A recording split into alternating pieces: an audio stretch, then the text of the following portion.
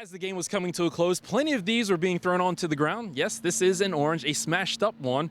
The grounds crew cleaning up as we speak. Next up, the rambling wreck of Georgia Tech. Kind of sounds like a song or a rap I just said there. And with songs and rap, you get down, you dance, and that's exactly what the Tigers are doing. Last time Clemson had a game-winning kick as time expired in regulation, 2007. Mark Buckholz, a 35-yard game winner against South Carolina. 31-28, your score today. Clemson over Wake Forest. They now improve to 9-1 and face NC State next weekend. Reporting in Death Valley, Rob Brennan, ABC Columbia Sports. It's Clemson, South Carolina, and game on. It's big. It affects me and my family and really every household in the whole state. Today's press conference may not have just been about the game this week, maybe a recruiting war. Every time Dabo Swinney brought up Steve Spurrier, he referenced age. Spurrier, of course, 66. Coach Swinney, 42. Obviously, probably, don't have the same music on our iPod, but I mean, very, very professional. I mean, I have a ton of respect for Coach Spurrier. If you were handed a football right now, out on the football field, who would win in a passing competition between you and Coach Spurrier? Oh, I can take him, no doubt.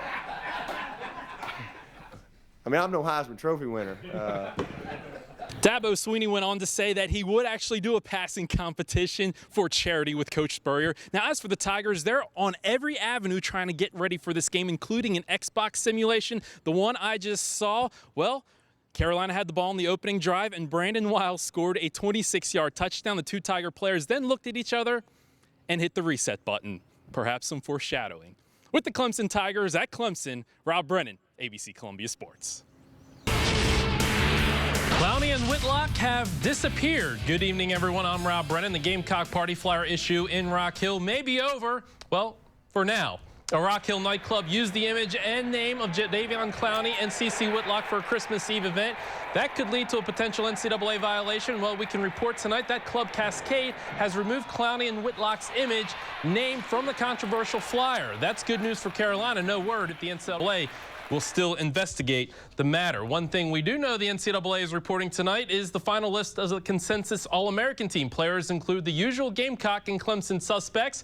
USC senior defensive end Melvin Ingram named the consensus first-teamer, 8.5 sacks and 3 touchdowns on the year for Ingram, and Tiger Jr. tight end Dwayne Allen on the team as well. Allen, the only ACC offensive player to be named a consensus on the first team. Allen has 48 receptions, 577 yards, 8 touchdowns.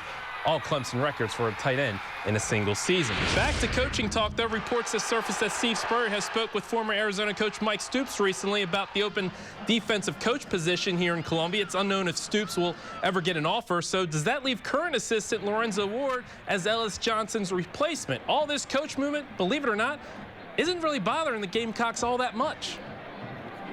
We had Hoops, Clemson in Hawaii taking on UTEP. Pick up the action in the second half. That's Tanner Smith popping the 3.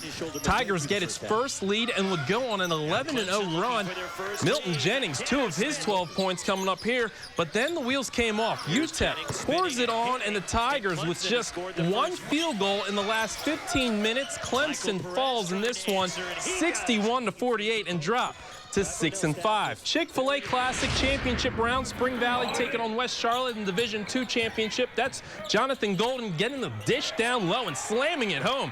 This game would be tied at 46 at the end of regulation, so we go to overtime. In OT, Devontae Brooks picking pockets, and off he goes to the races. The nice reverse lay-in. He would lead his team with 17 points, but West Charlotte hitting 1 too many buckets in its favor late. 60-57, Spring Valley falls in the championship round. And finally tonight, College of Charleston visiting Coastal Carolina. Take a look at this. Right before the half, Matt Sundberg. Yeah, throwing it up a prayer at the buzzer. He nails it. Now, if I did that 20 or 30 times, maybe, just maybe, I would sink one. Take another look at it.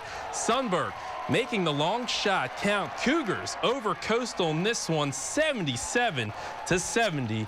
Your final score. Eric, a million times over, I don't know if I could make it, maybe 20 or 30 times. Have you ever made a half-court shot like that? I have not, and he probably still can't believe he made that shot on there. Exactly.